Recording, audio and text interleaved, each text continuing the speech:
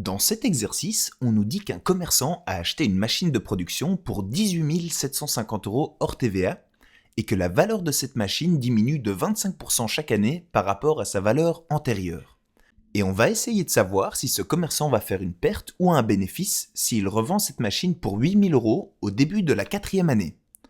Pour faire cet exercice, on va commencer par représenter cet énoncé sur la forme d'un schéma, ça va nous aider.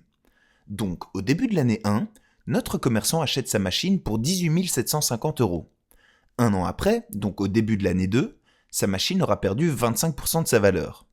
Encore un an après, sa machine aura de nouveau perdu 25% de sa valeur, et arrivé au début de la 4e année, la machine de notre commerçant aura encore perdu 25% de sa valeur. Et vu qu'il revendra sa machine à 8 000 € au début de la 4e année, eh bien on va essayer de trouver la valeur réelle de sa machine à ce moment-là, pour savoir si celle-ci est supérieure ou inférieure à 8 000 €. Et pour ça, il n'y a pas 36 000 manières. On va transformer nos trois taux d'évolution de moins 25% en leur coefficient multiplicateur. Donc le coefficient multiplicateur relatif à une diminution de 25%, eh bien c'est 0,75.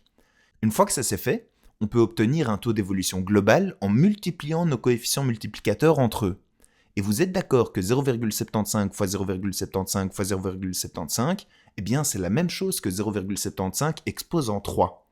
Donc pour obtenir la valeur de la machine au début de la 4e année, eh bien nous n'avons plus qu'à faire 18 750 fois 0,75 exposant 3, ce qui nous donne 7 910,15 €.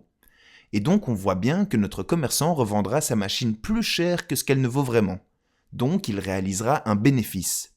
Et si on a envie de connaître le montant de ce bénéfice, eh bien on fait tout simplement 8 000 moins 7 910,15, ce qui nous fait 89,85 €.